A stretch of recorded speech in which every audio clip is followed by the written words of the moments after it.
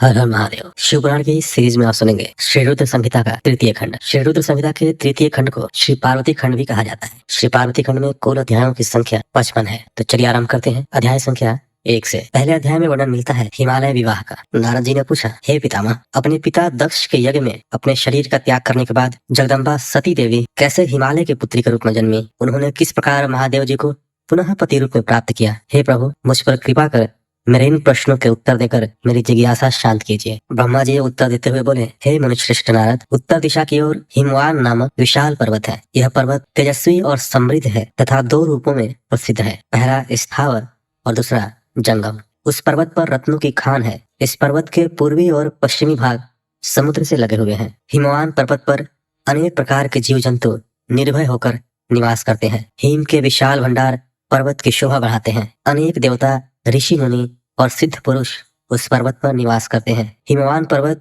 पवित्र और पावन है। अनेक ज्ञानियों और साधु संतों की तपस्या इस स्थान पर सफल हुई है। भगवान शिव को यह पर्वत अत्यंत प्रिय है, क्योंकि इस पर प्रकृति का हर रंग देखने को मिलता है। एक बार की बात है, गिरिवर हिमवान ने अपने कुल की परंपरा को आगे बढ़ाने तथा धर्म की वृद्धि कर अपने पितरों को संतुष्ट करने के लिए विवाह करने के विषय में सोचा। जब हिमवान ने विवाह करने का पूरा मन बना लिया, तब वे देवताओं के पास गए और उन देवताओं से बड़े संकोच के साथ अपने विवाह करने की इच्छा बताई। तब देवता प्रसन्न होकर अपने पितरों के पास गए और प्रणाम कर एक और खड़े हो गए। तब पितरों ने देवताओं के आने का कारण पूछा। इस पर देवताओं ने कहा, हे पितरों, आपकी सबसे बड़ी पुत्री मैना मंगल स्वरूपिणी है। आप मैना का विवाह गिरिराज हिमवान से कर दें। इस विवाह से सभी को लाभ होगा, सबका मंगल होगा तथा साथ ही हमारे कुल में जन्मी इन कन्याओं में से कम एक तो शाप मुक्त हो जाएगी। तब पितरों ने थोड़ा विचार करने के बाद इस विवाह की स्वीकृति प्रदान कर दी। पितरों ने प्रसन्नता पूर्वक बहुत बड़ा उत्सव रचाया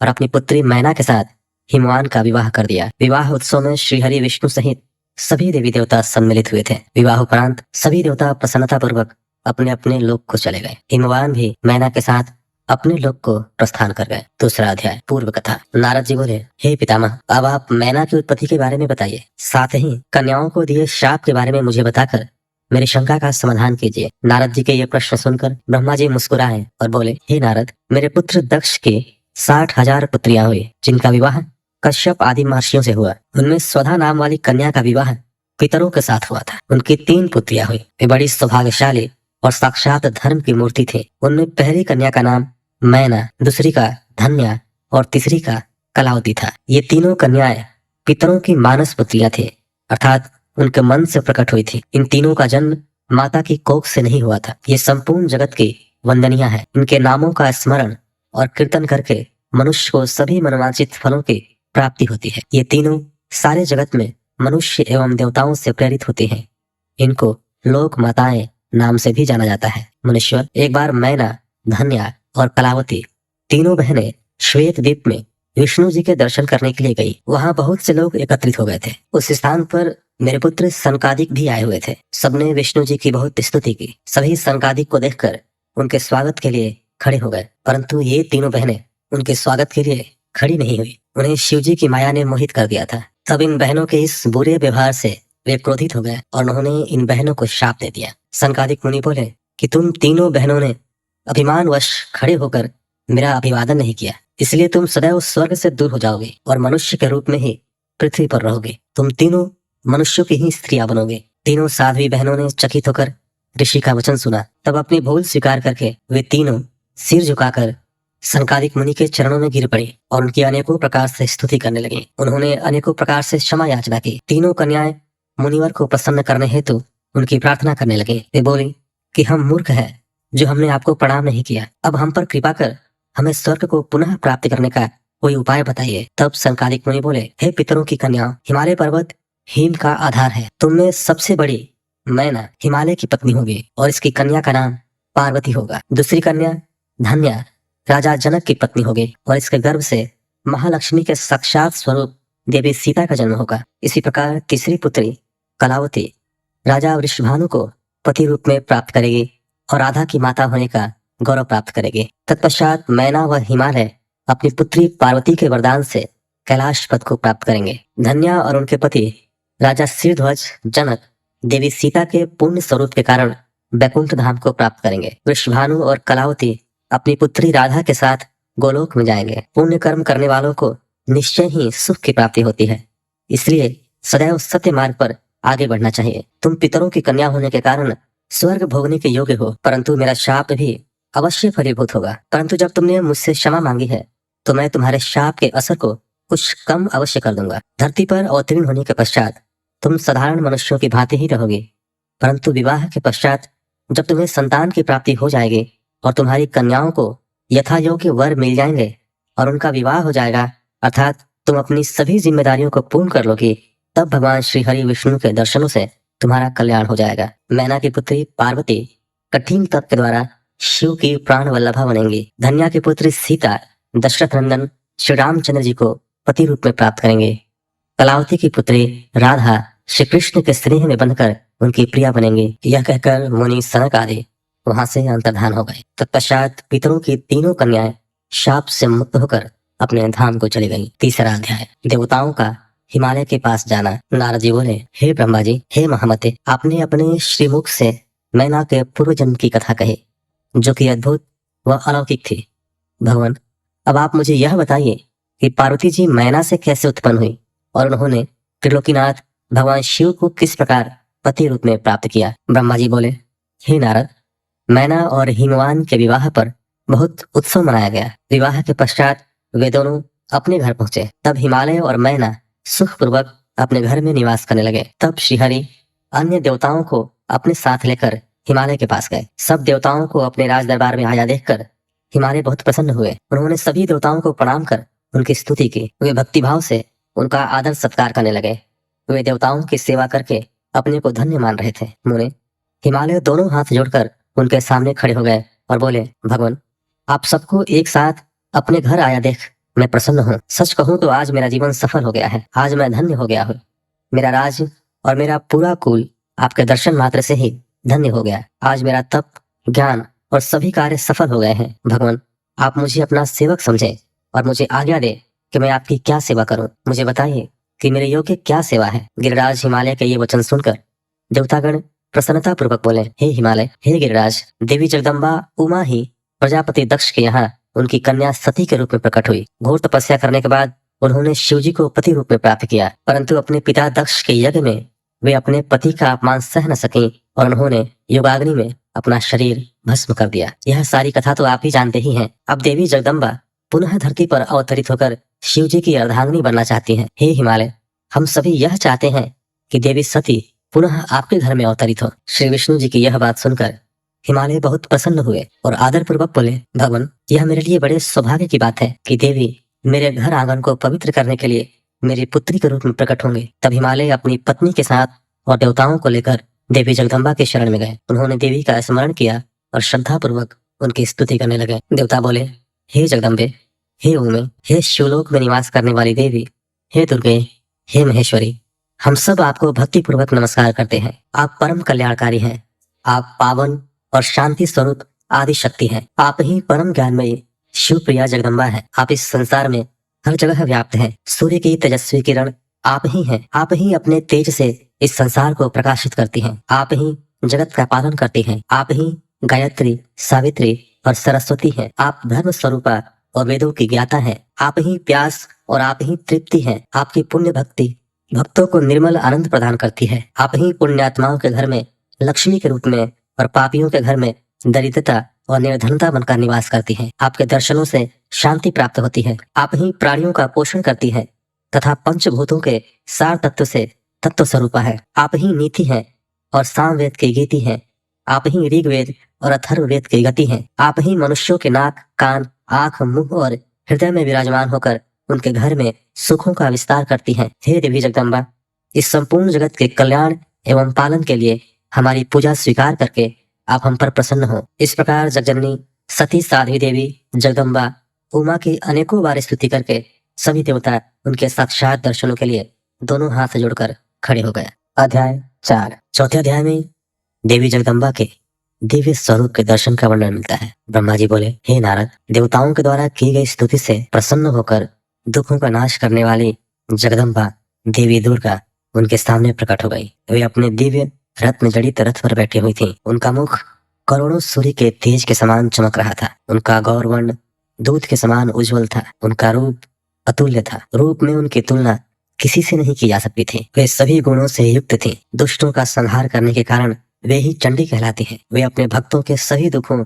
और पीड़ाओं का निवारण करती हैं। देवी जगदम्बा पूरे संसार की माता है। वे ही प्रलय काल में समस्त दुष्टों को उनके बंधु बांधवों सहित घोर निद्रा में सुला देती है। वही देवी उमा इस संसार का उद्धार करती है। उनके मुखमंडल का तेज अद्भुत है। इस तेज के कारण उनकी ओर देख पाना भी संभव नहीं है। तब उनके अमृत दर्शनों की इच्छा लेकर श्री हरि सहित सभी ने स्तुति की। तब उनके अमृतमय स्वरूप को देखा। उनके अद्भुत स्वरूप के दर्शनों से सभी देवता आनंदित होकर बोले, हे महादेवी, हे जगदम्बा, हम आपके दास हैं। आपकी शरण में हम बहुत आशा से आए हैं। कृपा करके हमारे आने के उद्देश्य को समझकर हमारे मनोरथ को पूर्ण कीजिए। हे देवी, पहले आप प्रजापति दक्ष की कन्या के रूप में प्रकट होकर रुद्रदेव की पत्नी बनी और ब्रह्मा जी व अन्य देवताओं के दुखों को दूर किया। अपने पिता के यज्ञ में अपने पति का अपमान देखकर स्वेच्छा से अपने शरीर का त्याग कर दिया। इससे रुद्रदेव बड़े दुखी हैं। वे अत्यंत शोकाकुल हो गए हैं। साथ ही आपके यहाँ चले आने से देवताओं की जो इच्छा थी वह भी अधूरी रह गई है। इसलिए हे जगदम्बिके, आप पृथ्वी लोक पर पुनः अवतार लेकर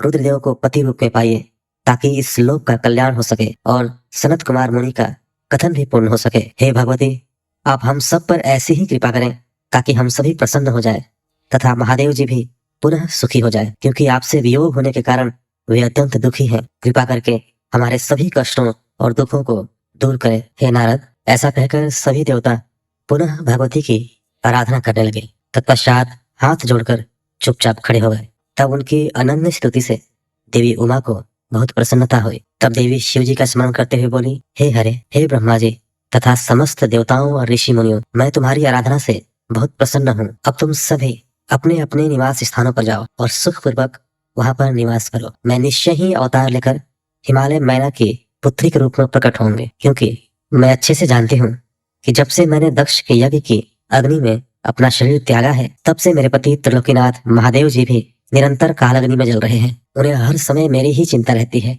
वे हर समय यह सोचते हैं कि उनके क्रोध के कारण ही मैं उनका अपमान देखकर वापस नहीं आई और मैंने वही अपना शरीर त्याग दिया। यही कारण है कि उन्होंने अलौकिक वेश धारण कर लिया है और सदैव योग में ही लीन रहते हैं। अपनी प्राण प्रिया का वियोग वे सहन नहीं कर सके हैं। इसलिए उनकी भी यही इच्छा है कि मैं पुनः पृथ्वी पर अवतीर्ण हो जाऊं, ताकि हमारा मिलन पुनः संभव हो सके।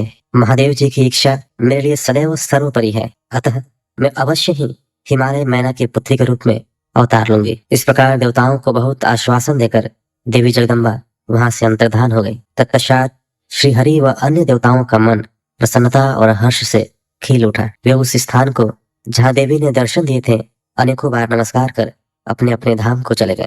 5वां अध्याय, मैना हिमालय का तप व वरदान प्राप्ति। नारद जी ने पूछा, हे विधाता, देवी के अंतर्धान होने के बाद जब सभी देवता अपने अपने धाम को चले गए तब आगे क्या हुआ? हे भगवान, कृपा करके मुझे आगे की कथा भी सुनाइए। ब्रह्मा जी बोले, हे मुनिश्रेष्ठ नारद, जब देवी जगदम्बा वहां सभी देवताओं और हिमालय को आश्वासन देकर अपने लोक को चली गई, तब श्री हरि विष्णु ने मैना और हिमालय को देवी जगदम्बा को प्रसन्न करने के लिए उनकी स्तुति करने के लिए कहा। साथ ही देवी का भक्ति पूर्वक चिंतन करने और उनकी भक्ति भावना से तपस्या करने का उपदेश देकर सभी देवताओं सहित विष्णु जी भी अपने वैकुंठ लोक को चले गए। तत्पश्चात मैना और हिमालय दोनों सदैव देवी जगदम्बा के अमृतमयी और कल्याणमयी स्वरूप का चिंतन करते और उनकी आराधना में ही मग्न रहते थे। मैना देवी की कृपा दृष्टि पाने के लिए शिव जी सहित उनकी आराधना करती थी। वे ब्राह्मणों को दान देती और उन्हें भोजन कराती थी। मन में देवी दुर्गा को पुत्री रूप में पाने की इच्छा लिए हिमालय और मैना ने चैत्र मास से आरंभ कर 27 वर्षों तक देवी की पूजा अर्चना नियमित रूप से की। मैना अष्टमी तिथि व्रत रखकर नवमी को लड्डू, खीर, पीठी, श्रृंगार और विभिन्न प्रकार के पुष्पों से उन्हें प्रसन्न करने का प्रयास करती। उन्होंने गंगा के किनारे दुर्गा देवी की मूर्ति बना रखी थी। वे सदैव उसकी नियम से पूजा करती थी। मैना देवी की निराहार रहकर पूजा करती, कभी जल पीकर कभी हवा से ही व्रत को पूरा करती। 27 वर्षों तक नियम पूर्वक भक्ति भावना से जगदम्बा दुर्गा की आराधना करने के पश्चात वे प्रसन्न हो गई। तब देवी जगदम्बा ने मैना और हिमालय को अपने साक्षात दर्शन दिए। देवी जगदम्बा बोली, हे गिरिराज हिमालय और महारानी मैना, मैं तुम दोनों की तपस्या से बहुत प्रसन्न हूँ, इसलिए जो तुम्हारी इच्छा हो वह वरदान मांग सकते हो। हे हिमालय प्रिया मैना, तुम्हारी तपस्या और व्रत से मुझे बड़ी प्रसन्नता हुई है, इसलिए मैं तुम्हें मनवांछित फल प्रदान करूंगी। सो जो इच्छा हो कहो। तब मैना देवी दुर्गा को भक्ति भावना से प्रणाम करके बोली, देवी जगदम्बिके, आपके प्रत्यक्ष दर्शन करके मैं धन्य हो गई। हे देवी, मैं आपके स्वरूप को प्रणाम करती हूँ। हे माते, हम पर प्रसन्न हुई। मैना के वचनों को सुनकर देवी दुर्गा को बहुत संतोष हुआ और उन्होंने मैना को गले से लगा लिया। देवी के गले लगते ही मैना को ज्ञान की प्राप्ति हो गई। तब वे देवी जगदम्बा से कहने लगी, इस जगत को धारण करने वाली, लोगों का पालन करने वाली तथा मनवांछित फलों को देने वाली देवी, मैं आपको प्रणाम करती हूँ। आप ही इस जगत में आनंद का संचार करती है। आप ही माया है, आप ही योग निद्रा है। आप अपने भक्तों के शोक और दुखों को दूर करती हैं। आप ही अपने भक्तों को अज्ञानता के अंधेरों से निकालकर उन्हें ज्ञान रूपी तेज प्रदान करती हैं। भला मैं तुच्छ स्त्री कैसे आपकी महिमा का वर्णन कर सकती हूँ। आप आकार रहित तथा अदृश्य हैं। आप शाश्वत शक्ति हैं। आप परम योगिनी हैं और इच्छानुसार नारी रूप में धरती पर अवतार लेती है। आप ही पृथ्वी लोक पर चारों ओर फैली प्रकृति है। ब्रह्म के स्वरूप को अपने वश में करने वाली विद्या आप ही हैं। हे जगदम्बा माता, आप मुझ पर प्रसन्न होइए। आप ही यज्ञ में अग्नि के रूप में प्रज्वलित होती है। माता, आप ही सूर्य की किरणों को प्रकाश प्रदान करने वाली शक्ति है। चंद्रमा की शीतलता भी आप ही हैं। ऐसी महान और मंगलकारी देवी जगदम्बा का मैं स्तवन करती हूँ। माते, मैं आपकी वंदना करती हूँ। संपूर्ण जगत का पालन करने वाली और जगत का कल्याण करने वाली शक्ति भी आप ही हो। आप ही श्री हरि की माया है। हे दुर्गा माँ, आप ही इच्छानुसार रूप धारण करके इस संसार की रचना, पालन और संहार करती हैं। हे देवी, मैं आपको नमस्कार करती हूँ। कृपा करके हम पर प्रसन्न होइए। ब्रह्मा जी बोले, हे नारद, मैना द्वारा भक्ति भाव से की गई स्तुति को सुनकर देवी बोली कि मैना, तुम अपना मनवांछित वर मांग लो। तुम्हारे द्वारा मांगी गई वस्तु मैं अवश्य प्रदान करूंगी। मेरे लिए कोई भी वस्तु अदेय नहीं है। देवी जगदम्बा के इन वचनों को सुनकर मैना बहुत खुश हुई और बोली, हे शिवे, आपकी जय हो। हे जगदम्बिके, आप ही ज्ञान प्रदान करती हैं। आप ही सबको मनोवांछित वस्तु प्रदान करती हैं। हे देवी, मैं आपसे वरदान मांगती हूँ। हे माते, आप मुझे 100 पुत्र प्रदान करें जो बलशाली और पराक्रमी हो, जिनकी आयु लंबी हो। तत्पश्चात मेरी एक पुत्री हो जो साक्षात आपका ही रूप हो। हे देवी, आप सारे संसार में पूजित हैं तथा सभी गुणों से संपन्न और आनंद देने वाली है। हे माता, आप ही सभी कार्यों की सिद्धि करने वाली हैं। हे भगवती, देवताओं के कार्यों को पूरा करने के लिए आप रुद्रदेव की पत्नी हुई और इस संसार को अपनी कृपा से कृतार्थ करने के लिए मेरी पुत्री बनकर जन्म लीजिए। मैना के कहे वचनों को सुनकर देवी भगवती मुस्कुराने लगी। तब सबके मनोरथों को पूर्ण करने वाली देवी मुस्कुराते हुए बोली, मैना, मैं तुम्हारी भक्ति भाव से की गई तपस्या से बहुत प्रसन्न हूँ। मैं तुम्हारे द्वारा मांगे गए वरदानों को अवश्य ही पूर्ण करूंगी। सर्वप्रथम मैं तुम्हें 100 बलशाली पुत्रों की माता होने का वर प्रदान करती हूँ। उन 100 पुत्रों में से सबसे पहले जन्म लेने वाला पुत्र सबसे अधिक शक्तिशाली और बलशाली होगा। तत्पश्चात मैं स्वयं तुम्हारी पुत्री के रूप में तुम्हारे गर्भ से जन्म लूंगी। तब मैं देवताओं के हित का कल्याण करूंगी। ऐसा कहकर जगत जननी परमेश्वरी देवी जगदम्बा वहां से अंतर्धान हो गई। तब महेश्वरी से अपने द्वारा मांगा गया अभिष्ट फल पाकर देवी मैना खुशी से झूम उठी। तत्पश्चात वे अपने घर चली गईं। घर जाकर मैना ने अपने पति हिमालय को भी अपनी तपस्या की पूर्णता और वरदानों की प्राप्ति के बारे में बताया, जिसे सुनकर हिमालय बहुत प्रसन्न हुए। तो वे दोनों अपने भाग्य की सराहना करने लगे। तत्पश्चात कुछ समय बाद मैना को गर्भ ठहरा। धीरे धीरे समय व्यतीत होता गया। समय पूर्ण होने पर मैना ने एक पुत्र को जन्म दिया, जिसका नाम मैनाक रखा गया। पुत्र प्राप्ति की सूचना मिलने पर हिमालय हर्ष से उद्वेलित हो गए और उन्होंने अपने नगर में बहुत बड़ा उत्सव किया। इसके बाद हिमालय के यहाँ 99 और पुत्रों ने जन्म लिया। 100 पुत्रों में मैनाक सबसे बड़ा और बलशाली था। उसका विवाह नाग कन्याओं से हुआ। जब इंद्रदेव पर्वतों पर क्रोध करके उनके पंखों को काटने लगे तो मैनाक समुद्र की शरण में चला गया। उस समय पवन देव ने इस कार्य में मैनाक की सहायता की। वहीं उसकी समुद्र से मित्रता हो गई। मैनाक पर्वत ही अपने बाद प्रकटे सभी पर्वतों में पर्वतराज कहलाता है। 6वां अध्याय, पार्वती जन्म। ब्रह्मा जी कहते हैं, हे नारद, तत्पश्चात हिमालय और मैना देवी भगवती और शिव जी के चिंतन में लीन रहने लगे। उसके बाद जगत की माता जगदम्बिका अपना कथन सत्य करने के लिए अपने पूर्ण अंश द्वारा पर्वतराज हिमालय के हृदय में आकर विराजमान हुई। उस समय उनके शरीर में अद्भुत एवं सुंदर प्रभा उतर आई। वे तेज से प्रकाशित हो गए और आनंद मग्न हो देवी का ध्यान करने लगे। तब उत्तम समय में गिरिराज हिमालय ने अपनी प्रिया मैना के गर्भ में उस अंश को स्थापित कर दिया। मैना ने हिमालय के हृदय में विराजमान देवी के अंश से गर्भ धारण किया। देवी जगदम्बा के गर्भ में आने से मैना की शोभा व कांति निखर आई और वे तेज से संपन्न हो गई। तब उन्हें देखकर हिमालय बहुत प्रसन्न रहने लगे। जब देवताओं सहित श्री हरि और मुझे इस बात का ज्ञान हुआ तो हमने देवी जगदम्बिका की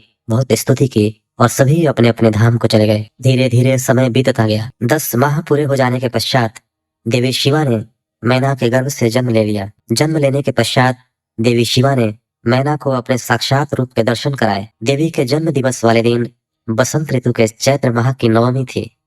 उस समय आधी रात को मृगशिरा नक्षत्र था। देवी के जन्म से सारे संसार में प्रसन्नता छा गई। मन मन हवा चलने लगी। सारा वातावरण सुगंधित हो गया।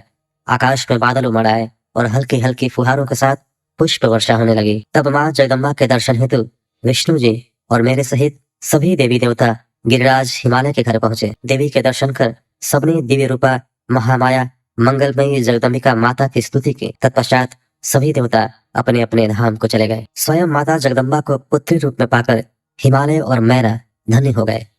वे अत्यंत आनंद का अनुभव करने लगे। देवी के दिव्य रूप के दर्शन से मैना को उत्तम ज्ञान की प्राप्ति हो गई। तब मैना देवी से बोली, हे जगदम्बा, हे शिवा, हे महेश्वरी, आपने मुझ पर बड़ी कृपा की जो अपने दिव्य स्वरूप के दर्शन मुझे दिए। हे माता, आप तो परम शक्ति हैं। आप तीनों लोगों की जननी हैं और देवताओं द्वारा आराध्य हैं।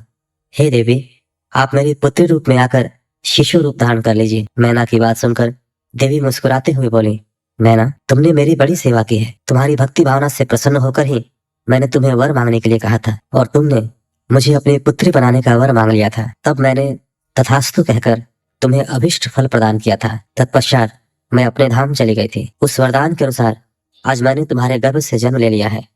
तुम्हारी इच्छा का सम्मान करते हुए मैंने तुम्हें अपने दिव्य रूप के दर्शन दिए। अब आप दोनों दंपति मुझे अपनी पुत्री मानकर मेरा लालन पालन करो और मुझसे स्नेह रखो। मैं पृथ्वी पर अद्भुत लीलाएं करूंगी तथा देवताओं के कार्यों को पूरा करूंगी। बड़ी होकर मैं भगवान शिव को पति रूप में प्राप्त कर उनकी पत्नी बनकर इस जगत का उद्धार करूंगी। ऐसा कहकर जगत माता देवी जगदम्बा चुप हो गई। तब देखते ही देखते देवी भगवती नन्हे शिशु के रूप में परिवर्तित हो गई। 7वां अध्याय, पार्वती का नामकरण। ब्रह्मा जी बोले, हे मुनिश्रेष्ठ नारद, मैना के सामने जब देवी जगदम्बिका ने शिशु रूप धारण किया तो वे सामान्य बच्चे की भांति रोने लगी। उनका रोना सुनकर सभी स्त्रियां और पुरुष जो उस समय वहां उपस्थित थे प्रसन्न हो गए। उस श्याम कांति वाली नील कमल के समान शोभित उस परम तेजस्वी सुंदर कन्या को देखकर गिरिराज हिमालय बहुत प्रसन्न हुए। तब शुभ मुहूर्त में हिमालय ने अपनी पुत्री का नाम रखने के बारे में सोचा। उस समय मैना और हिमालय बहुत प्रसन्न थे। तब देवी के गुणों और सुशीलता को देखकर उनका नाम पार्वती रखा गया। चंद्रमा की कला की तरह हिमालय पुत्री धीरे धीरे बड़ी होने लगी। उसके अंग प्रत्यंग चंद्रमा की कला एवं बीम के समान अत्यंत शोभायमान होने लगे। गिरिजा अपनी सहेलियों के साथ खेलती थी। पार्वती अपनी सखियों के साथ कभी गंगा की रेत से घर बनाती तो कभी कुंदक क्रीड़ा करती। खेलती खेलती वे बड़ी होने लगी। जब वे शिक्षा के योग्य हो गई तो आचार्यों ने उन्हें विभिन्न धर्म शास्त्रों का उपदेश देना प्रारंभ किया। उससे उन्हें अपने पूर्व जन्म की सभी बातें स्मरण हो आई। मुने, इस प्रकार मैंने शिवा की लीला का वर्णन तुमसे किया है। एक समय की बात है, तुम शिव लीला से प्रेरित होकर हिमालय के घर गए। हे नारद, तुम शिव तत्व के ज्ञाता हो और उनकी विभिन्न लीलाओं को समझते हो। तुम्हें आया हुआ देखकर हिमालय मैना ने तुम्हें प्रसन्नता पूर्वक नमस्कार किया तथा खूब आदर सत्कार किया। तत्पश्चात हिमालय ने अपनी पुत्री पार्वती को बुलाया और उससे तुम्हारे चरणों में प्रणाम कराया। फिर स्वयं भी बार बार नमस्कार करने लगे और बोले, हे मुनियों में श्रेष्ठ नारद, हे ब्रह्मा पुत्र नारद, आप परम ज्ञानी हैं। आप सदैव सबका उपकार करते हैं। आप भूत, भविष्य और वर्तमान जानते हैं। आप परोपकारी और दयालु हैं। कृपया मेरी कन्या का भाग्य बताएं और मुझे यह भी बताएं कि मेरी बेटी किसकी सौभाग्यवती पत्नी होगी। नारद, हिमालय के ऐसे प्रश्न सुनकर तुमने पार्वती का हाथ देखा और उसके मुखमंडल को देखकर कहना शुरू किया, हे गिरिराज और मैना, आपकी यह पुत्री चंद्रमा की कला की तरह शोभित हो रही है। यह समस्त शुभ लक्षणों से युक्त है। इसका भाग्य बड़ा प्रबल है। यह अपने पति के लिए सुखदायिनी होगी, साथ ही अपने माता पिता के यश और कीर्ति को बढ़ाएगी। यह परम साध्वी और संसार की स्त्रियों में सर्वश्रेष्ठ होगी। इसका पति योगी, नग्न, निर्गुण, काम वासना से रहित, माता पिताहीन, अभिमान से रहित, पवित्र एवं साधु वेशधारी होगा। इस बात को सुनकर मैना और हिमालय दोनों दुखी हो गए। पार्वती देवी सोचने लगी कि मुनि नारद की बात हमेशा सत्य होती है। जो लक्षण नारद जी ने बताए हैं वे सभी तो शिव जी में विद्यमान है। भगवान शिव को अपना भावी पति मानकर पार्वती मन ही मन हर्ष से खिल उठी और शिव जी के चरणों का चिंतन करने लगी। तब हिमालय बड़े दुखी स्वर से बोले कि हे नारद, अपनी पुत्री के भावी पति के विषय में जानकर मैं बहुत दुखी हूँ। आप कृपया मेरी पुत्री को बचाने का कोई मार्ग सुझाएं। गिरिराज हिमालय के वचन सुनकर, हे नारद, तुमने कहा, गिरिराज, मेरी कही बात सर्वथा सच होगी, क्योंकि हाथ की रेखाएं ब्रह्मा जी द्वारा लिखी जाती हैं और कभी भी झूठ नहीं हो सकती। इस रेखा का फल तो अवश्य मिलेगा, किंतु ऐसा होने पर भी पार्वती सुखपूर्वक रहे, इस हेतु पार्वती का विवाह भगवान शिव से कर दे। भगवान शिव में ये सभी गुण हैं, महादेव जी में ये अशुभ लक्षण भी शुभ हो जाते हैं। इसलिए गिरिराज, तुम बिना विचार किए अपनी कन्या का विवाह भगवान शिव से कर दो। वे सबके ईश्वर हैं तथा निर्विकार, सामर्थ्यवान और अविनाशी हैं, किंतु ऐसा होना इतना सरल नहीं है। पार्वती शिव विवाह तभी संभव हो सकता है जब किसी तरह भगवान शिव प्रसन्न हो जाए। भगवान शंकर को प्रसन्न करने और वश में करने का सबसे सरल और उत्तम साधन है, यदि आपकी पुत्री भगवान शिव की अनन्य भक्ति भाव से तपस्या करे तो सब ठीक हो जाएगा। पार्वती भगवान शिव को पति के रूप में प्राप्त करेंगी। वे सदैव भगवान शिव के अनुसार ही कार्य करेंगे, क्योंकि वे उत्तम व्रत का पालन करने वाली महासाध्वी है। वे अपने माता पिता के सुख को बढ़ाने वाली है। हे गिरिराज हिमालय, भगवान शिव और शिवा का प्रेम तो अलौकिक है। ऐसा प्रेम न तो किसी का हुआ है और ना ही होगा। भगवान शिव इनके अलावा और किसी स्त्री को अपनी पत्नी नहीं बनाएंगे। हिमालय, शिव शिवा को एकाकार होकर देवताओं के सिद्धि के लिए अनेक कार्य करने हैं। आपकी पुत्री को पत्नी रूप में प्राप्त करके ही भगवान अर्धनारीश्वर होंगे। आपकी पुत्री पार्वती भगवान शिव की तपस्या से उन्हें संतुष्ट कर उनकी अर्धांगिनी बन जाएगी। मुनि नारद, तुम्हारे इन वचनों को सुनकर हिमालय बोले, हे मुनिश्रेष्ठ नारद, भगवान शिव सभी प्रकार की इच्छाओं का त्याग करके अपने मन को संयम में रखकर नित्य तपस्या करते हैं। उनका ध्यान सदैव परम ब्रह्म में लगा रहता है। भला वे अपने मन को कैसे योग से हटाकर मोह माया के बंधनों में फंसने हेतु विवाह करेंगे। जो भगवान शिव अविनाशी, प्रकृति से परे, निर्गुण, निराकार और दीपक के लौ की तरह प्रकाशित हैं और सदैव परम ब्रह्म के प्रकाश पुंज को तलाशते हैं, वे कैसे मेरी पुत्री से विवाह करने पर राजी होंगे। मेरी जानकारी के अनुसार भगवान शिव ने बहुत पहले अपनी पत्नी सती के सामने यह प्रतिज्ञा की थी कि वे उनके अलावा किसी और को पत्नी रूप में कभी भी स्वीकार नहीं करेंगे। अब जब सती ने अपने शरीर को त्याग दिया है तो वे किसी और स्त्री को कैसे ग्रहण करेंगे। यह सुनकर आपने कहा, गिरिराज, आपको इसकी चिंता नहीं करनी चाहिए। तुम्हारी कन्या ही पूर्व जन्म में दक्ष की पुत्री सती थी और शिव जी की प्राण प्रिया थी। अपने पिता दक्ष द्वारा अपने पति का अनादर देखकर लज्जित होकर सती ने योगाग्नि में अपने को भस्म कर दिया था। अब वही देवी जगदम्बा जो पहले सती के रूप में अवतरित हुई थी, अब पार्वती के रूप में तुम्हारी पुत्री बनी है। इसलिए तुम्हें पार्वती के विषय में चिंता करने की कोई आवश्यकता नहीं है। देवी पार्वती ही भगवान शिव की पत्नी होंगी। तुम्हारी बातें सुनकर गिरिराज हिमालय और उनकी पत्नी मैना व उनके पुत्रों को बहुत संतोष हुआ और उनके सभी संदेह और शंकाएं पूर्णतः दूर हो गए। पास ही बैठी पार्वती ने भी अपने पूर्व जन्म की कथा के विषय में सुना। भगवान शिव को अपना पति जानकर देवी पार्वती लज्जा से सिर झुकाकर बैठ गई। मैना और हिमालय ने उनके सिर पर हाथ फेरकर उन्हें अनेक आशीर्वाद दिए। तत्पश्चात पार्वती को तपस्या के विषय में बताकर नारद आप वहां से अंतर्धान हो गए। आपके जाने के बाद मैना और हिमालय बहुत प्रसन्न हुए। 8वां अध्याय, मैना और हिमालय की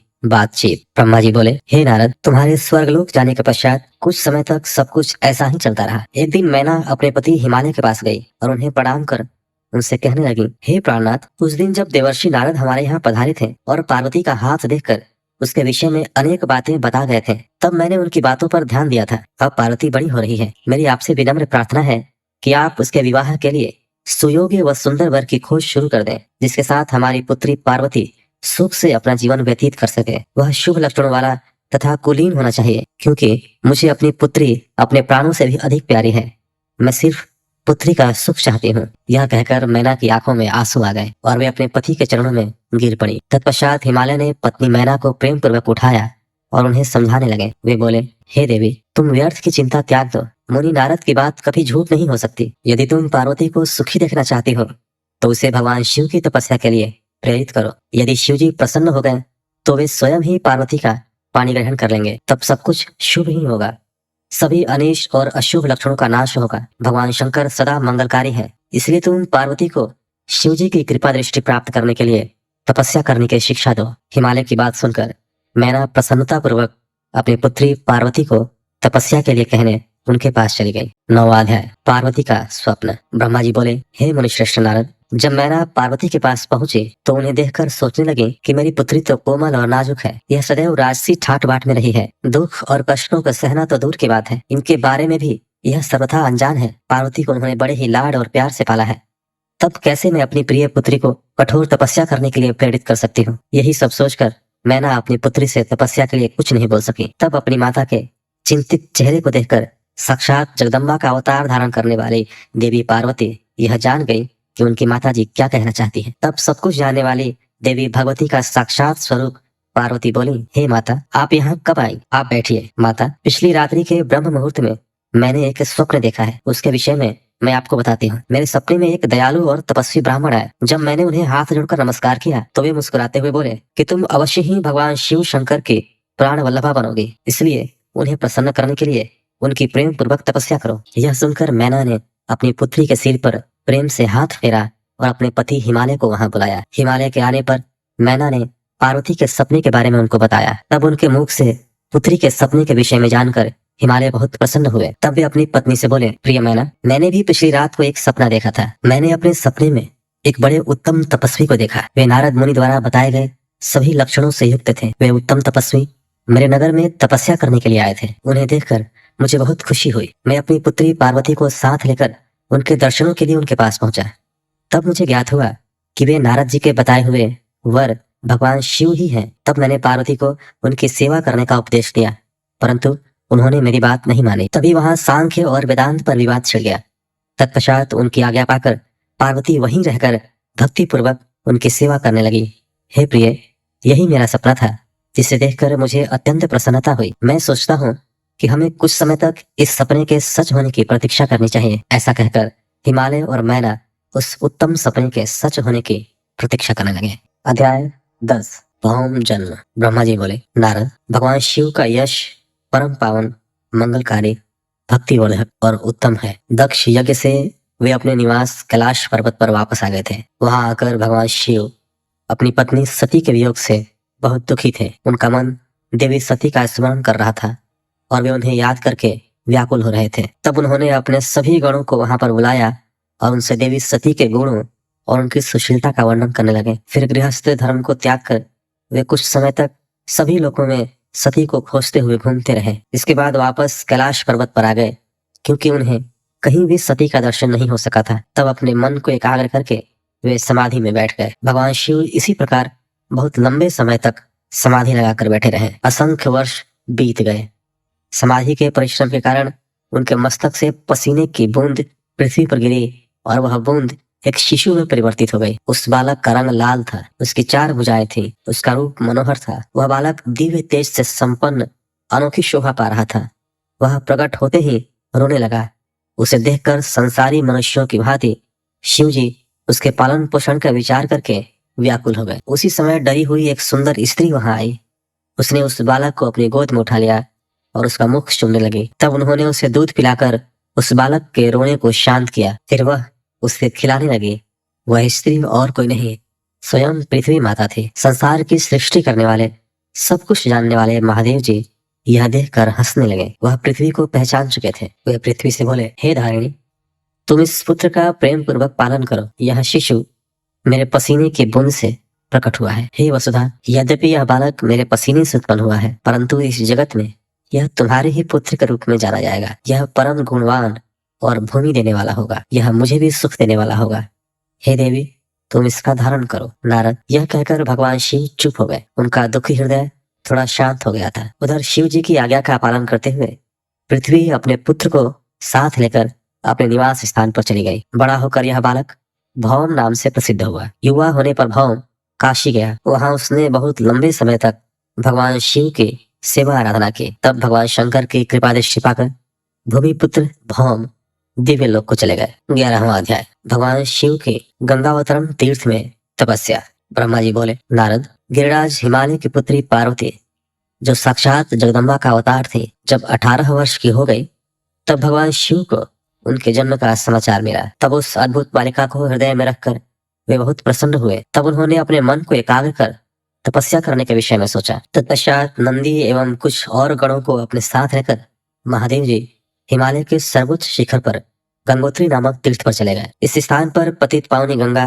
ब्रह्मलोक से गिर रही है। भगवान शिव ने उसी स्थान को तपस्या करने के लिए चुना। शिव जी अपने मन को एकाग्रचित कर आत्मभूत ज्ञानमय नित्य ज्योतिर्मय चिदानंद स्वरूप परम ब्रह्म परमात्मा का चिंतन करने लगे। अपने स्वामी को ध्यान में मग्न पाकर नंदी एवं अन्य शिवगण भी समाधि लगाकर बैठ गए। कुछ गण शिव जी की सेवा करते तथा कुछ उस स्थान की सुरक्षा हेतु कार्य करते। जब गिरिराज हिमालय को शिव जी के आगमन का यह शुभ समाचार प्राप्त हुआ, तब वे प्रेम पूर्वक मन में आदर का भाव लिए अपने सेवकों सहित उस स्थान पर आए जहाँ वे तपस्या कर रहे थे। हिमालय ने दोनों हाथ जोड़कर रुद्रदेव को प्रणाम किया। तत्पश्चात उनकी भक्ति भाव से पूजा आराधना करने लगे। हाथ जोड़कर हिमालय बोले, भगवान आप यहाँ पधारे, यह मेरा सौभाग्य है। प्रभु आप भक्त वत्सल हैं। आज आपके साक्षात दर्शन पाकर मेरा जन्म सफल हो गया है। आप मुझे अपना सेवक समझे और मुझे अपनी सेवा करने की आज्ञा प्रदान करें। हे प्रभु आपकी सेवा करके मेरा मन अत्यधिक आनंद का अनुभव करेगा। गिरिराज हिमालय के वचन सुनकर महादेव जी ने अपनी आंखें खोली और वहां हिमालय और उनके सेवकों को खड़ा देखा। उन्हें देखकर महादेव जी मुस्कुराते हुए बोले, हे गिरिराज मैं तुम्हारे शिखर पर एकांत में तपस्या करने के लिए आया हूँ। हिमालय तुम तपस्या के धाम हो। देवताओं मुनियों और राक्षसों को भी तुम आश्रय प्रदान करते हो। गंगा जो कि सबके पापों को धो देती है तुम्हारे ऊपर से होकर ही निकलती है, इसलिए तुम सदा के लिए पवित्र हो गए हो। मैं इस परम पावन स्थल जो कि गंगा का उद्गम स्थल है, इस पर तपस्या करने के लिए आया हूँ। मैं यह चाहता हूँ कि मेरी तपस्या बिना किसी विघ्न बाधा के पूरी हो जाए, इसलिए तुम ऐसी व्यवस्था करो कि कोई भी मेरे निकट ना आ सके। अब तुम अपने घर जाओ और इसका उचित प्रबंध करो। ऐसा कहकर भगवान शिव चुप हो गए। तब हिमालय बोले, हे परमेश्वर आप मेरे निवास के क्षेत्र में पधारे, यह मेरे लिए बड़े सौभाग्य की बात है। मैं आपका स्वागत करता हूँ। भगवान अनेकों मनुष्य आपकी अनन्य भाव से तपस्या और प्रार्थना करने पर भी आपके दर्शनों के लिए तरसते हैं। ऐसे महादेव ने मुझ दीन को अपने अमृत दर्शनों से कृतार्थ किया है। भगवान आप यहाँ पर तपस्या के लिए पधारे हैं, इससे मैं बहुत प्रसन्न हूँ। आज मैं स्वयं को देवराज इंद्र से भी अधिक भाग्यशाली मानता हूँ। आप यहाँ बिना किसी विघ्न बाधा के एकाग्रचित हो तपस्या कर सकते हैं। यहाँ आपको किसी भी तरह की कोई परेशानी नहीं होगी, ऐसा मैं आपको विश्वास दिलाता हूँ। ऐसा कहकर गिरिराज हिमालय अपने घर लौट गए। घर पहुंचकर उन्होंने अपनी पत्नी मैना को शिवजी से हुई सारी बातों का वृतांत कह सुनाया। तब उन्होंने अपने सेवकों को बुलाया और समझाते हुए कहने लगे कि आज से कोई भी गंगावतरण अर्थात गंगोत्री नामक स्थान पर नहीं जाएगा। वहां जाने वाले को मैं दंड दूंगा। इस प्रकार हिमालय ने अपने गणों को शिवजी की तपस्या के स्थान पर न जाने का आदेश दे दिया। 12वां अध्याय। पार्वती को सेवा में रखने के लिए हिमालय का शिव को मनाना। ब्रह्मा जी बोले, हे मुनि नारद। तत्पश्चात हिमालय अपनी पुत्री पार्वती को साथ लेकर शिव जी के पास गए। वहां जाकर उन्होंने योग साधना में डूबे त्रिलोकीनाथ भगवान शिव को दोनों हाथ जोड़कर नमस्कार किया तथा इस प्रकार प्रार्थना करने लगे, भगवान मेरी पुत्री पार्वती आपकी सेवा करने की बहुत उत्सुक है, इसलिए आपकी आराधना करने के लिए मैं इसे अपने साथ यहाँ लाया हूँ। हे प्रभु यह अपनी 2 सखियों के साथ आपकी सेवा में रहेगी। आप मुझ पर कृपा करके इसे अपनी सेवा का अवसर प्रदान करिए। तब भगवान शिव ने उस परम सुंदरी हिमालय कन्या पार्वती को देखकर अपनी आंखें बंद कर ली और पुनः परम ब्रह्म के स्वरूप का ध्यान करने में निमग्न हो गए। उस समय सर्वेश्वर एवं सर्वव्यापी शिव जी तपस्या करने लगे। यह देखकर हिमालय इस सोच में डूब गए कि भगवान शंकर उनकी तपस्या स्वीकार करेंगे या नहीं। तब एक बार पुनः हिमालय ने दोनों हाथ जोड़कर शिव जी के चरणों में प्रणाम किया और बोले, हे देवाधिदेव महादेव, हे भोलेनाथ शिव शंकर, मैं दोनों हाथ जोड़े आपकी शरण में आया हूँ। कृपया आंखें खोलकर मेरी ओर देखिए। भगवान आप सभी विपत्तियों को दूर करते हैं। हे भक्त वत्सल, मैं रोज अपनी पुत्री के साथ आपके दर्शनों के लिए यहाँ आऊंगा।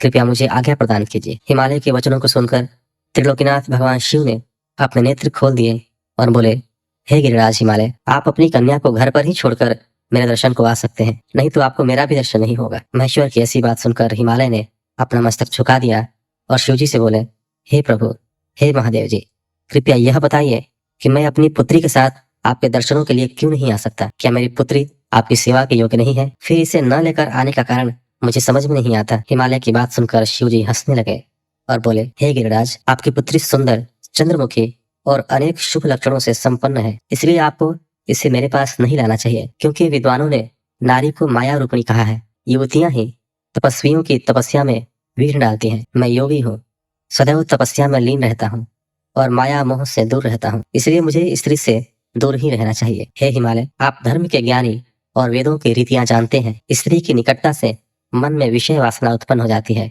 और वैराग्य नष्ट हो जाता है, जिससे तपस्वी और योगी का ध्यान नष्ट हो जाता है। इसलिए तपस्वी को स्त्रियों का साथ नहीं करना चाहिए। इस प्रकार कहकर भगवान शिव चुप हो गए। हिमालय शिव जी के ऐसे वचनों को सुनकर चकित और व्याकुल हो गए। उन्हें चुप देखकर पार्वती देवी असमंजस में पड़ गई। 13वां अध्याय, पार्वती शिव का दार्शनिक संवाद। भगवान शंकर के वचन सुनकर पार्वती जी बोली, योगीराज, आपने जो कुछ भी मेरे पिताश्री गिरिराज हिमालय से कहा उसका उत्तर मैं देती हूँ। अंतर्यामी, आपने महान तप करने का निश्चय किया है। ऐसा करने का निश्चय आपने शक्ति के कारण ही लिया है। सभी कर्मों को करने की यह शक्ति ही प्रकृति है। प्रकृति ही सबकी सृष्टि, पालन और संहार करती है। प्रभु, आप थोड़ा विचार करें, प्रकृति क्या है और आप कौन है? यदि प्रकृति न हो तो शरीर तथा स्वरूप किस प्रकार हो? आप सदा प्राणियों के लिए वंदनीय और चिंतनीय हैं। यह सब प्रकृति के ही कारण है। पार्वती जी के वचनों को सुनकर उत्तम लीला करने वाले भगवान शिव हंसते हुए बोले, मैं अपने कठोर तप द्वारा प्रकृति का नाश कर चुका हूँ। अब मैं तत्व रूप में स्थित हूँ। साधु पुरुषों को प्रकृति का संग्रह नहीं करना चाहिए। भगवान शिव के इस प्रकार के वचनों को सुनकर पार्वती हंसती हुई बोले, हे करुणानिधान कल्याणकारी योगीराज, आपने जो कहा क्या वह प्रकृति नहीं है? तो फिर आप उससे अलग कैसे हो सकते हैं? बोलना या कुछ भी करना अर्थात हमारे द्वारा किया गया हर क्रियाकलाप ही प्रकृति है। हम सदा ही प्रकृति के ही वश में हैं। यदि आप प्रकृति से अलग हैं तो न आपको बोलना चाहिए और न ही कुछ और करना चाहिए, क्योंकि ये कार्य तो प्रकृति के हैं अर्थात प्राकृत है। भगवान, आप हंसते, सुनते, खाते, देखते और कार्य करते हैं, वह सब भी तो प्रकृति का ही कार्य है। इसलिए व्यर्थ के वाद विवाद से कोई लाभ नहीं है। यदि आप वाकई प्रकृति से अलग हैं तो इस समय यहाँ तपस्या क्यों कर रहे हैं? सच तो यह है कि आप प्रकृति के वश में हैं और इस समय अपने स्वरूप को खोजने के लिए ही तपस्या में लीन रहना चाहते हैं। योगीराज, आप किस प्रकार की बात कर रहे हैं? थोड़ा विचार करते हैं। यदि आपने प्रकृति का नाश कर डाला है तो आप किस प्रकार विद्यमान रहेंगे? क्योंकि संसार तो सदा से ही प्रकृति से बंधा हुआ है। क्या आप प्रकृति का यह तत्व नहीं जान रहे हैं कि मैं ही प्रकृति हूँ? आप पुरुष हैं, यह पूर्णतः सच है। मेरे ही कारण आप सगुण और साकार माने जाते हैं। भगवान, आप जितेंद्रिय होने पर भी प्रकृति के अनुसार ही कर्म करते हैं। हे महादेव, यदि आप यही मानते हैं कि आप प्रकृति से अलग हैं तो आपको मेरी किसी भी सेवा से और किसी भी प्रकार से डरना नहीं चाहिए। पार्वती के मुख से निकले सांख्य शास्त्र में डूबे हुए वचन सुनकर भगवान शिव निरुत्तर हो गए। तब उन्होंने पार्वती जी को अपने दर्शन और सेवा करने की आज्ञा प्रसन्नता पूर्वक प्रदान कर दी। तत्पश्चात भगवान शिव पर्वतराज हिमालय से बोले, हे गिरिराज हिमालय, मैं तुम्हारे इस शिखर पर तपस्या करना चाहता हूँ। कृपया मुझे इसकी आज्ञा प्रदान करें। देवाधिदेव भगवान शिव के इस प्रकार के वचनों को सुनकर गिरिराज हिमालय दोनों हाथ जोड़कर बोले, हे महादेव, यह पूरा संसार आपका ही है। सभी देवता, असुर और मनुष्य सदैव आपका ही पूजन और चिंतन करते हैं। मैं आपके सामने एक तुच्छ मनुष्य हूँ। भला मैं आपको किस प्रकार आज्ञा दे सकता हूँ? प्रभु, यह आपकी इच्छा है।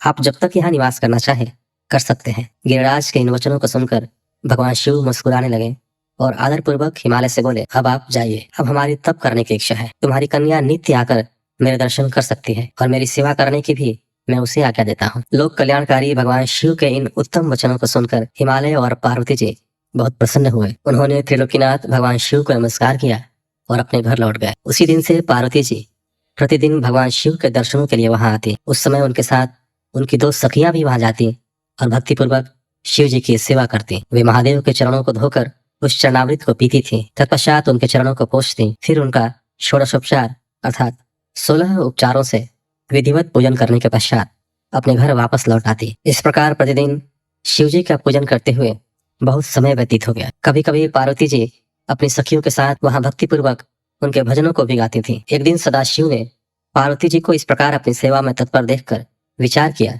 कि जब इनके हृदय में उपजे अभिमान के बीज के अंकुर का नाश हो जाएगा तभी मैं इनका पानी ग्रहण करूंगा। ऐसा सोचकर लीलाधारी भगवान शिव पुनः ध्यान में मग्न हो गए। तब उनका मन चिंता मुक्त हो गया। तब देवी पार्वती भगवान शिव के रूप का चिंतन करते हुए भक्ति भाव से उनकी सेवा करती रहती। भगवान शंकर भी शुद्ध भाव से पार्वती को प्रतिदिन दर्शन देते थे। इसी बीच इंद्र और अन्य देवता व मुनि ब्रह्मा जी के पास पहुंचे। ब्रह्मा जी की आज्ञा से कामदेव हिमालय पर्वत पर गए। सभी देवताओं के कार्य की सिद्धि हेतु काम की प्रेरणा से वे पार्वती शिव का संयोग कराना चाहते थे। इसका कारण यह था कि महापराक्रमी तारकासुर ने ऋषि मुनियों और देवताओं की नाक में दम कर रखा था। उसका वध करने के लिए उन्हें भगवान शिव जैसे महापराक्रमी और बलवान पुत्र की आवश्यकता थी। कामदेव ने हिमालय के शिखर पर पहुंचकर अनेक यत्न किए, परंतु भगवान शिव काम की माया से मोहित न हो सके। उन्होंने क्रोध से कामदेव को भस्म कर दिया। अब शक्ति में ही सामर्थ्य थी कि शिव को मोहित कर वे देवताओं की इच्छा को साकार करते। इसलिए काम के अनंग होने के बाद जन कल्याण के लिए तथा अपने व्रत को पूरा करने के लिए पार्वती ने मन ही मन शिव जी को पति रूप में पाने का दृढ़ निश्चय कर लिया। कठोर तपस्या करके देवी पार्वती ने शिव जी के हृदय को जीत लिया। तब वे दोनों अत्यंत प्रेम से प्रसन्नता पूर्वक रहने लगे और उन्होंने देवताओं के महान कार्य को सिद्ध किया। 14वां अध्याय, वज्रांग का जन्म एवं पुत्र प्राप्ति का वर मांगना। नारद जी कहने लगे, ब्रह्मा जी, तारकासुर कौन था जिसने देवताओं को भी पीड़ित किया, उन्हें स्वर्ग से निष्कासित कर दिया और स्वर्ग पर अपना एकाधिकार स्थापित कर लिया? कृपया मुझे इसके विषय में बताइए। ब्रह्मा जी बोले, हे मुनि नारद, मरीचि के पुत्र कश्यप मुनि थे। उनकी 13 स्त्रियां थी, जिसमें सबसे बड़ी दीति थी। उससे हिरण्यकशिपु तथा हिरण्याक्ष नामक 2 पुत्र हुए। हिरण्यकशिपु तथा हिरण्याक्ष को श्री हरि विष्णु ने वाराह तथा नृसिंह का रूप धारण करके मार दिया था। तब अपने पुत्रों के मर जाने से दुखी होकर दीति ने कश्यप से प्रार्थना की तथा उनकी बहुत सेवा की। उनकी कृपा से दीति पुनः गर्भवती हुई। जब इंद्र को इस बात का पता चला तो उन्होंने दीति के गर्भ में ही उनके बच्चे के छोटे छोटे टुकड़े कर दिए, परंतु दीति के व्रत एवं अनन्य भक्ति भाव से बालक को मारने में वे सफल न हुए। समय पूरा होने पर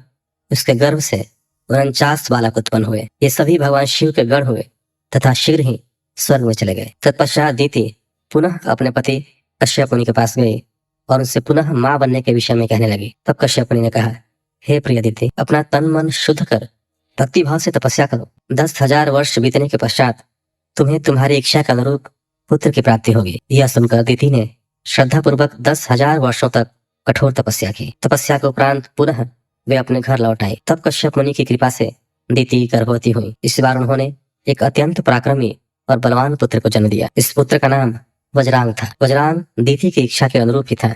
दीति इंद्र द्वारा किए गए छल कपट से बहुत दुखी थे और उनसे बदला लेने के लिए अपने पुत्र वज्रांग को देवताओं से युद्ध करने की आज्ञा दी। वज्रांग और सभी देवताओं का बहुत भयानक युद्ध हुआ। तत्पश्चात वीर और पराक्रमी वज्रांग ने अपनी माता के आशीर्वाद से सभी देवताओं को परास्त कर दिया और स्वर्ग का राज्य हथिया कर वहां का राजा बन गया। सभी देवता उसके अधीन हो गए। तब यह देखकर दीति को बहुत प्रसन्नता हुई। एक दिन कश्यप मुनि के साथ मैं स्वयं वज्रांग के पास गया। मैंने वज्रांग से अनुरोध किया कि वह देवताओं को इंद्र की गलती की सजा न दे तथा इंद्र सहित सभी देवताओं को क्षमा कर दे। मेरे इस प्रकार कहने पर वज्रांग बोला, हे ब्राह्मण, मुझे राज्य का कोई लोभ नहीं है। मैंने इंद्र की दुष्टता के कारण ही ऐसा किया है। इंद्र ने मेरी माता के गर्भ में घुसकर मेरे भाइयों को मारने का प्रयत्न किया था। तभी मैंने इंद्र के राज्य को जीतकर उसे स्वर्ग से निष्कासित कर दिया है। भगवान, मुझे भोग विलास की भी कोई इच्छा नहीं है। इंद्र सहित सभी देवता अपने अपने कर्मों का फल भोग चुके हैं। अब मैं स्वर्ग का राज्य इंद्र को वापस सौंप सकता हूँ। मैंने अपनी माता की आज्ञा मानकर यह सब किया है। प्रभु, आप मुझे सार तत्व का उपदेश दें जिससे मुझे सुख की प्राप्ति हो। वज्रांग के उद्देश्य को उत्तम जानकर मैंने उसे सात्विक तत्व के बारे में समझाया। फिर मैंने एक सुंदर व गुणी स्त्री उत्पन्न की और उसका विवाह वज्रांग से करा दिया। वज्रांग ने अपने सभी बुरे विचारों को त्याग दिया, परंतु उसकी पत्नी के हृदय में बुरे विचारों का ही मानव साम्राज्य था। उसकी पत्नी ने उसकी बहुत सेवा की। तब प्रसन्न होकर वज्रांग ने कहा, हे प्राण प्रिय, तुम क्या चाहती हो, मुझे बताओ, मैं तुम्हारी इच्छाएं अवश्य पूरी करूंगा। यह सुनकर वह परम सुंदरी बोली, पतिदेव, यदि आप मेरी सेवा से प्रसन्न हैं तो कृपया मुझे इस त्रिलोकी को जीतने वाला महापराक्रमी और बलवान पुत्र प्रदान कीजिए, जो ऐसा बलवान हो कि समस्त देवता उससे भयभीत रहे। अपनी पत्नी के ऐसे वचन सुनकर वज्रांग सोच में डूब गया, क्योंकि वह स्वयं देवताओं से किसी प्रकार का कोई बैर नहीं रखना चाहता था, परंतु उसकी पत्नी देवताओं के साथ शत्रुता बढ़ाना चाहती थी। वज्रांग सोचने लगा कि यदि सिर्फ अपनी पत्नी की इच्छा को सर्वोपरि मानकर उसे पूरा कर दिया तो सारे संसार सहित देवताओं एवं मुनियों को दुख उठाना पड़ेगा, और यदि पत्नी की इच्छा को पूरा नहीं किया तो मैं नरक का भागी बनूंगा। तब इस धर्म संकट में पड़ने के बाद उसने अपनी पत्नी की अभिलाषा को पूरा किया। अपनी पत्नी की इच्छा अनुसार पुत्र प्राप्त करने हेतु वज्रांग ने बहुत वर्षों तक कठोर तपस्या की। मुझसे वर प्राप्त कर अत्यंत हर्षित होता हुआ वज्रांग अपनी पत्नी को पुत्र प्रदान करने हेतु अपने लोक में चला गया। अध्याय 15। 15वें अध्याय में तारकासुर का जन्म एवं उसके तप का वर्णन मिलता है। ब्रह्मा जी बोले, हे मुनि श्रेष्ठ नारद, कुछ समय बाद वज्रांग की पत्नी गर्भवती हो गई। समय पूर्ण होने पर उसकी पत्नी ने एक पुत्र को जन्म दिया। वह बालक बहुत लंबा चौड़ा था। उसका शरीर बहुत अधिक विशाल था। वह अत्यंत शक्तिशाली और पराक्रमी था। उसके जन्म के समय सारे संसार में कोहराम मच गया। चारों ओर उपद्रव होने लगे। आकाश में भयानक बिजलियां चमकने लगीं तथा चारों दिशाओं में भयंकर गर्जनाएं होने लगी। धरती पर भूकंप आ गया, पहाड़ कांपने लगे, नदी सरोवर का जल जोर जोर से उछलने लगा, चारों ओर आंधियां चलने लगी, सूर्य को राहु ने निगल लिया और चारों ओर अंधकार छा गया। उसके जन्म के समय के ऐसे अशुभ लक्षणों को देखते हुए कश्यप मुनि ने उसका नाम तारक रखा। तारक का जन्म हो जाने पर वज्रांग के घर ही उसका लालन पालन होने लगा। थोड़े ही समय में तारक का शरीर और बड़ा हो गया। वह पर्वत के समान विशाल और विकराल होता जा रहा था। कुछ समय पश्चात तारक ने अपनी माता और पिता वज्रांग से तपस्या करने की आज्ञा मांगी। तब उसके माता पिता ने प्रसन्नता पूर्वक उसको आज्ञा प्रदान कर दी। साथ ही उसकी माता ने उसे यह आदेश दिया कि वह देवताओं को अवश्य जीते और उन पर अपना आधिपत्य कर स्वर्ग पर अधिकार कर ले। अपनी माता की आज्ञा पाकर वज्रांग का पुत्र तारक तपस्या करने के लिए मधुवन चला गया। वहां तारक ने मुझे प्रसन्न करने के लिए कठोर तप करना आरंभ कर दिया। उसने अपने दोनों हाथों को सिर के ऊपर ऊंचा कर लिया और ऊपर की ओर देखने लगा तथा एक पैर पर खड़े होकर एकाग्र मन से 100 वर्ष तक तपस्या करता रहा। उस समय वह केवल जल और वायु से ही अपना जीवन यापन कर रहा था। तत्पश्चात उसने 100 वर्ष जल में, 100 वर्ष थल में, 100 वर्ष अग्नि में रहकर कठिन तप करके मुझे प्रसन्न करने का प्रयत्न किया। फिर 100 वर्ष पृथ्वी पर हथेली धारण करके, 100 वर्ष वृक्ष की शाखा को पकड़कर तथा अनेकों प्रकार के दुख सह सहकर वह तप करता रहा। इस तपस्या के प्रभाव से उसके शरीर से तेज निकलने लगा, जिससे देवलोक जलने लगा। यह देखकर सभी देवता घबरा गए। फिर मैं स्वयं तारकासुर के पास वरदान देने के लिए गया। मैंने तारकासुर से कहा, तारक, मैं तुम्हारी इस दुस्सह तपस्या से बहुत प्रसन्न हूँ। तुमने इस प्रकार कठोर तप करके मुझे प्रसन्न किया है। तुम्हारा इसके पीछे क्या प्रयोजन है? निसंकोच मुझे बताओ। मैं तुम्हें तुम्हारा मनोवांछित फल अवश्य प्रदान करूंगा। तुम अपनी इच्छानुसार वर मांगो। ब्रह्मा जी के इन वचनों को सुनकर तारकासुर उनकी स्तुति करने लगा। तत्पश्चात वह बोला, हे विधाता, हे ब्रह्मा जी, अगर आप मेरी तपस्या से प्रसन्न होकर मुझे वरदान देना चाहते हैं तो प्रभु मुझे पहला वर यह दें कि आपके द्वारा बनाई गई इस सृष्टि में मेरे समान कोई भी तेजवान और बलवान न हो। दूसरा वर यह दें कि मैं अमर हो जाऊं, अर्थात कभी भी मृत्यु को प्राप्त न हो। तब मैंने कहा कि इस संसार में कोई भी अमर नहीं है, इसलिए तुम इच्छानुसार मृत्यु का वर मांगो। तारक ने अहंकार भरी विनम्रता से निवेदन किया, भगवान, मेरी मृत्यु भगवान शंकर के वीर से उत्पन्न बालक के चलाए हुए शस्त्र से ही हो और कोई मेरा वध न कर पाए। मैंने तारक को उसके मांगे हुए वर प्रदान कर दिए तथा अपने लोक में लौट आया। वर पाकर तारक बहुत खुश था। वह भी वर प्राप्ति का समाचार देने के लिए अपने घर को चला गया। दैत्यों के गुरु शुक्राचार्य ने तारक को असुरों का राजा बना दिया। अब तारक तारकासुर नाम से प्रसिद्ध हो गया। वह तीनों लोकों पर अपना अधिकार स्थापित करना चाहता था, इसलिए सबको पीड़ित कर, उनसे युद्ध कर, उन्हें हराकर सबके राज्यों पर अपना अधिकार करता जा रहा था। स्वर्ग के राजा इंद्र ने भी डर कर अपना वाहन ऐरावत हाथी, अपना खजाना और 9 सफेद रंग के घोड़े उसे दे दिए। ऋषियों ने डर के मारे कामधेनु गाय तारकासुर को दे दी। इसी प्रकार अन्य देवताओं ने भी अपनी अपनी प्रिय वस्तुएं तारकासुर को अर्पित कर दी। अन्य लोगों के पास भी जो उत्तम उत्तम वस्तुएं थीं, उन्हें भी दैत्यराज तारक ने अपने अधिकार में कर लिया। इतना ही नहीं, समुद्रों ने भी भयभीत होकर अपने अंदर छिपे सभी अमूल्य रत्न निकालकर तारकासुर को सौंप दिए। तारकासुर के भय से पूरा जगत कांपने लगा था। उसका आतंक दिनों दिन बढ़ता ही जा रहा था। पृथ्वी, सूर्य, चंद्रमा, वायु, अग्नि सभी तारकासुर के डर के कारण अपने सभी कार्य सुचारू रूप से कर रहे थे। दैत्यराज तारकासुर ने देवताओं और पितरों के भागों पर भी अपना अधिकार जमा लिया था। उसने इंद्र को युद्ध में हराकर स्वर्ग का सिंहासन भी हासिल कर लिया था। उसने स्वर्ग के सभी देवताओं को वहां से निष्कासित कर दिया जो अपनी प्राण रक्षा के लिए इधर उधर भटक रहे थे। 16वां अध्याय, तारक का स्वर्ग त्याग। ब्रह्मा जी बोले, नारद जी, सभी देवता तारकासुर के डर के कारण मारे मारे इधर उधर भटक रहे थे। इंद्र ने सभी देवताओं को मेरे पास आने की सलाह दी। सभी मेरे पास आए। सभी देवताओं ने मुझे हाथ जोड़कर प्रणाम किया और मेरी अनेकों प्रकार से स्तुति करने लगे। अपना दुख दर्द बताते हुए देवता कहने लगे, हे विधाता, हे ब्रह्मा जी, आपने ही तारकासुर को अभय का वरदान दिया है। तभी से तारक त्रिलोकों को जीतकर अभिमानी होता जा रहा है। उसने लोगों को डरा धमकाकर उन्हें अपने अधीन कर लिया है। तारक ने स्वर्ग पर भी अपना अधिकार स्थापित कर लिया है और हम सभी को स्वर्ग से निकाल दिया है। उसने इंद्र के सिंहासन पर भी अपना अधिकार कर लिया है। अब उसके आदेश से उसके असुर हमारे प्राणों के प्यासे बनकर हमें ही ढूंढ रहे हैं। तभी हम अपने प्राणों की रक्षा के लिए आपके शरण में आए हैं। हे प्रभु, हमारे दुखों को दूर कीजिए। देवताओं के कष्टों को सुनकर मुझे बहुत दुख हुआ। मैंने उन्हें सांत्वना देते हुए कहा, मैं इस संबंध में कुछ भी नहीं कर सकता, क्योंकि तारकासुर के घोर तप से प्रसन्न होकर ही मैंने उसे अतुल्य बलशाली होने का वर प्रदान किया था। परंतु उसने मदान्ध होकर सभी देवताओं और मनुष्यों को प्रताड़ित किया है और उनकी संपत्तियों पर जबरदस्ती अपना अधिकार कर लिया है। इसलिए अब आप सभी इस बात से निश्चिंत रहिए कि एक दिन तारकासुर का विनाश अवश्य ही होगा। उसकी मृत्यु जरूर होगी, पर इस समय हम विवश हैं।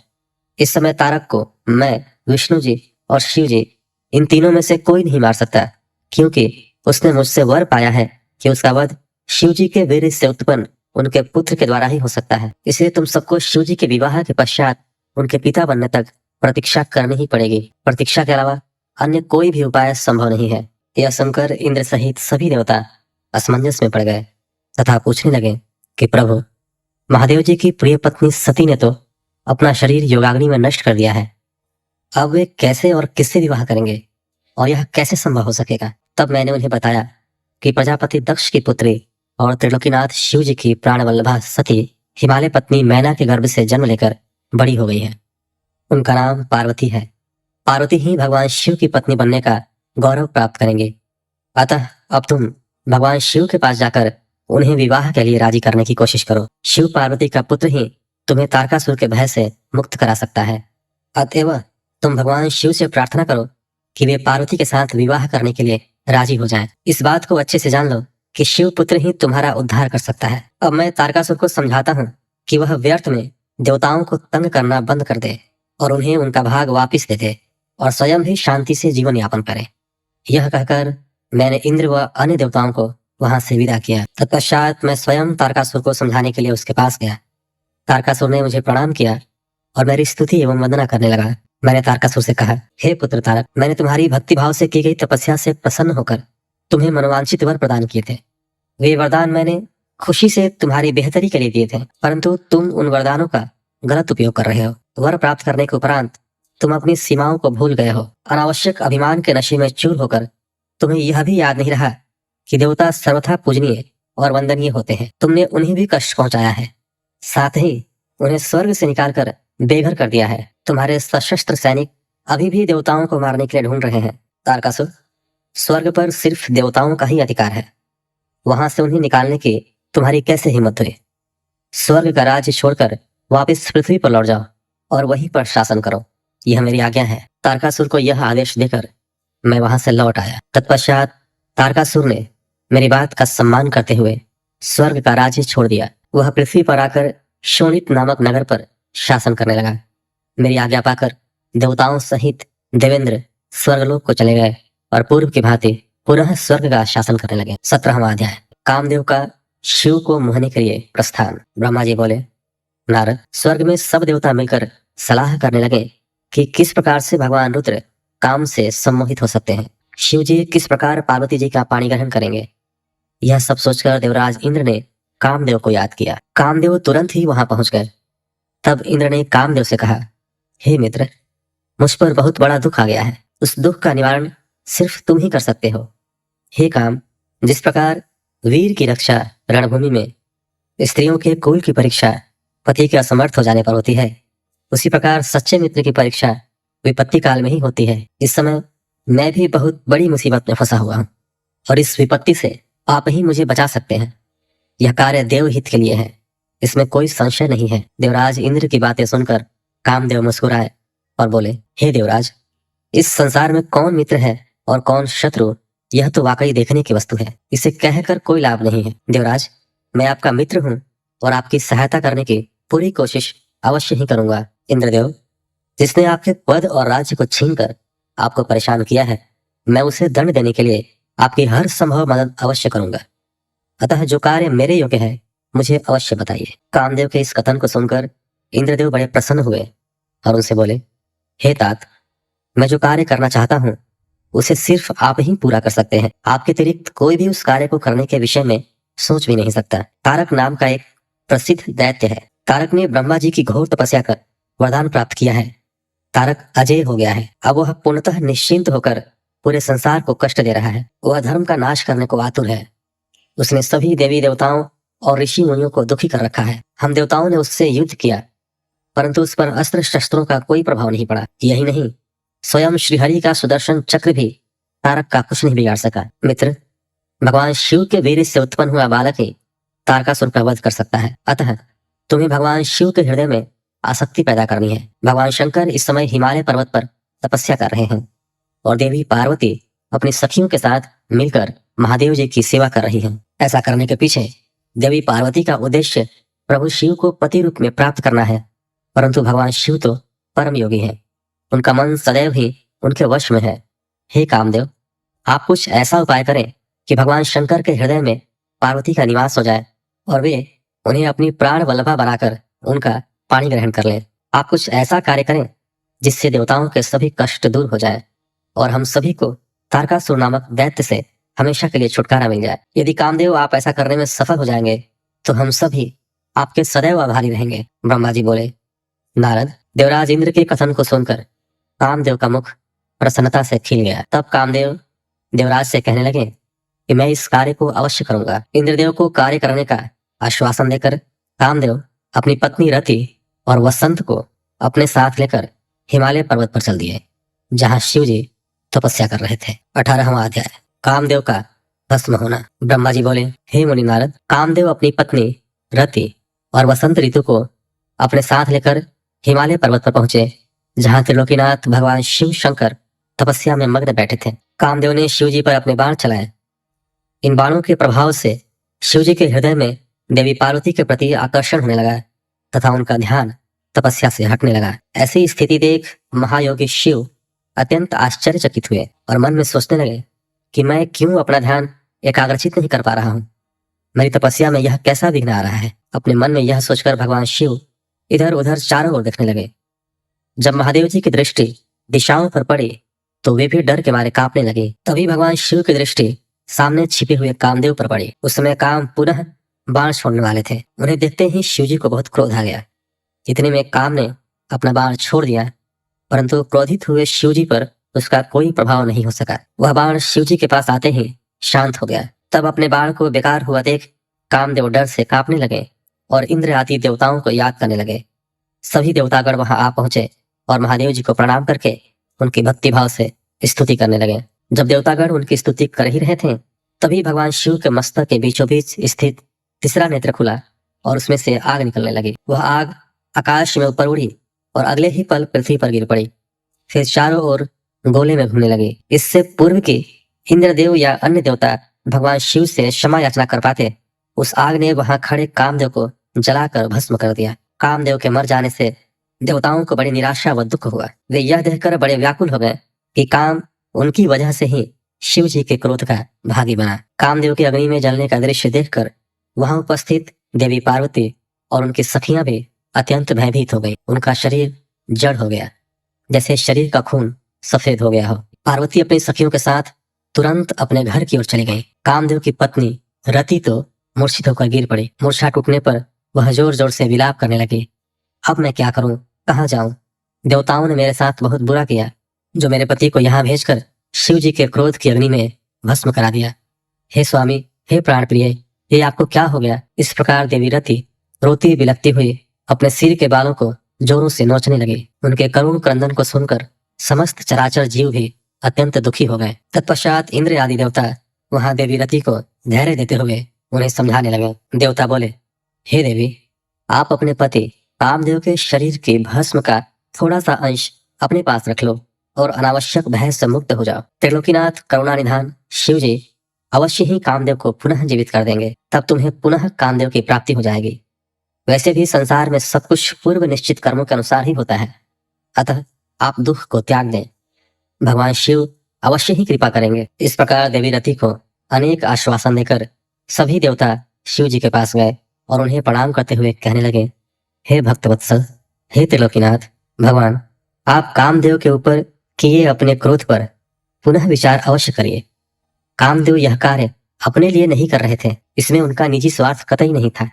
हे भगवान, हम सभी तारकासुर के सताए हुए थे। उसने हमारा राज्य छीन कर हमें स्वर्ग से निष्कासित कर दिया था। इसलिए तारकासुर का विनाश करने के लिए ही कामदेव ने यह कार्य किया था। आप कृपा करके अपने क्रोध को शांत करें और रोती बिलखती कामदेव की पत्नी रति को समझाने की कृपा करें, उसे सांत्वना दें, अन्यथा हम यही समझेंगे कि आप हम सभी देवताओं और मनुष्यों का संहार करना चाहते हैं। हे प्रभु, कृपा कर रति का शोक दूर करें। तब सदाशिव बोले, हे देवगणों, हे ऋषियों, मेरे क्रोध के कारण मैंने कामदेव को अपने तीसरे नेत्र से भस्म कर दिया है। जो कुछ हो गया है उसको अब बदला नहीं जा सकता, परंतु कामदेव का पुनर्जन्म अवश्य होगा। जब विष्णु भगवान श्री कृष्ण का अवतार लेंगे और रुक्मणी को अपनी पत्नी के रूप में स्वीकारेंगे, तब देवी रुक्मणी के गर्भ से श्री कृष्ण के पुत्र के रूप में कामदेव जन्म लेंगे। उस समय कामदेव प्रद्युम्न नाम से जाने जाएंगे। प्रद्युम्न के जन्म के तुरंत बाद ही शंबर नाम का असुर उसका अपहरण कर लेगा और उसे समुद्र में फेंक देगा। रति, तब तक तुम्हें शंबर के नगर में ही निवास करना होगा। वहीं पर तुम्हें अपने पति कामदेव की प्रद्युम्न के रूप में प्राप्ति होगी। वहीं पर प्रद्युम्न के द्वारा शंबरासुर का वध होगा। भगवान शिव की बात सुनकर देवताओं ने प्रसन्नता पूर्वक उन्हें प्रणाम किया और बोले, हे देवादिदेव महादेव, करुणा निधान, आप कामदेव को जीवन दान दें और कामदेव के पुनर्जन्म तक देवी रति के प्राणों की रक्षा करें। देवताओं की यह बात सुनकर करुणा निधान भगवान शिव ने कहा कि मैं कामदेव को अवश्य ही जीवित कर दूंगा। वह मेरा गण होकर आनंद पूर्वक जीवन व्यतीत करेगा। अब तुम सब निश्चिंत होकर अपने अपने धाम को जाओ। ऐसा कहकर महादेव जी भी वहां से अंतर्धान हो गए। उनके कहे वचनों से देवताओं की सभी शंकाएं दूर हो गईं। तत्पश्चात देवताओं ने कामदेव की पत्नी रति को अनेकों आश्वासन दिए और फिर अपने धाम को चले गए। देवी रति भी शिव आज्ञा के अनुसार शंबर नगर को चली गई और वहां पहुंचकर अपने प्रियतम के प्रकट होने की प्रतीक्षा करने लगी।